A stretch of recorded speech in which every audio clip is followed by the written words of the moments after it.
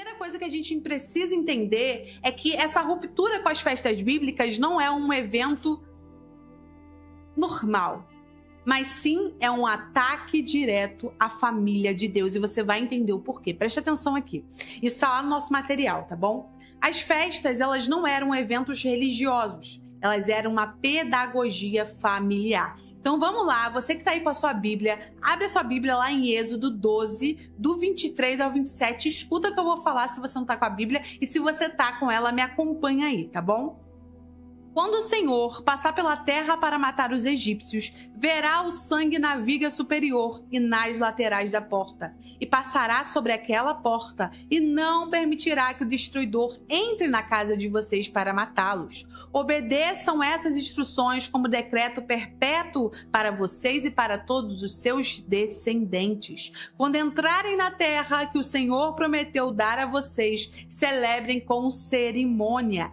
Quando, preste atenção aqui agora, quando os seus filhos perguntarem o que significa essa cerimônia, respondam-lhes: é o sacrifício da Páscoa do Senhor, que passou sobre as casas dos israelitas no Egito e poupou nossas casas quando matou os egípcios. Então, nesse momento, o povo se curva em adoração.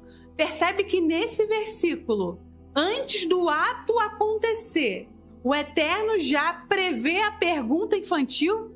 Você percebe que dentro desse versículo, o foco é mostrar para as gerações futuras o que o Eterno fez e que isso deveria ser celebrado todo ano para lembrar que o Eterno livrou o povo de Israel das pragas. O Eterno livrou o povo de Israel da escravidão. E assim é até os dias de hoje.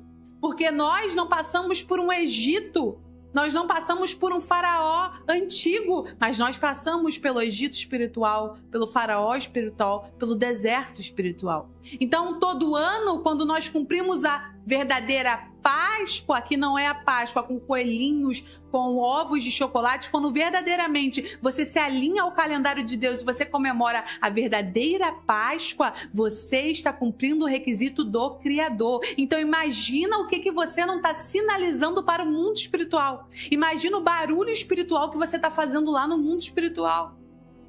Mas ao invés disso, te trazem festas sem sentido nenhum que nasceram dentro do paganismo, como por exemplo a Páscoa cristã, que infelizmente nasceu, a origem dela não veio da Bíblia, veio do paganismo. Como você sabe disso, Ruth? Mudaram a data, não é a mesma data bíblica. E como que você não sabe qual é a data certa? Porque você não está alinhado ao calendário de Deus. Mas se você estiver aqui na comunidade Família Israel, você vai saber o dia certo. Você vai estar comemorando conosco. Você vai aprender a comemorar certinho essa Páscoa judaica, a Páscoa bíblica, como a gente chama por aí. Então comenta aí Páscoa bíblica se você quer aprender a comemorar a Páscoa bíblica junto conosco, porque a gente quer te ensinar. Mas só se tiver bastante comentário pedindo para comemorar a Páscoa bíblica, tá bom?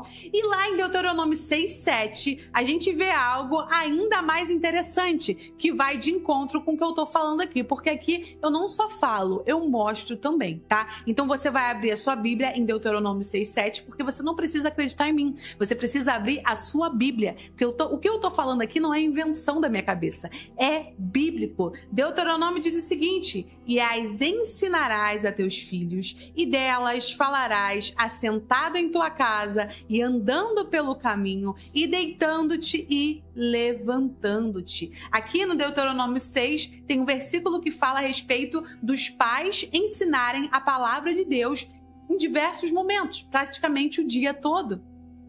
Mas é interessante que a gente pega aqui em hebraico esse ensinarás, que quando a gente translitera para o hebraico está escrito veshinantan, que significa repetir continuamente.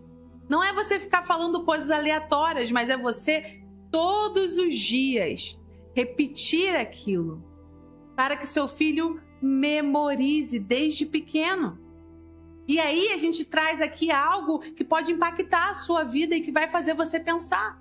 Porque sem as festas bíblicas, sem um calendário de Deus, sem fazer algo corporal, físico, para o eterno aqui nessa terra, a nossa A nossa fé, ela vira teoria, e por isso que muitos crescem e mesmo conhecendo a palavra de Deus se desviam, porque a fé ali é só teoria. As pessoas acabam duvidando de Deus porque tem muita fala, tem muito estudo, mas tem pouca prática, não tem aquela mão na massa. Quando a gente vai trabalhar, a gente faz faculdade, a gente vai trabalhar, são dois ambientes totalmente diferentes, porque a faculdade é totalmente teoria, o trabalho é a prática.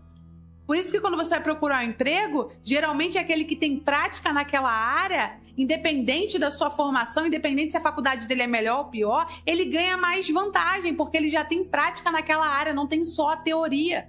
Você pode ter uma teoria linda, mas se não tem prática, a sua própria fé vira teoria, ela morre.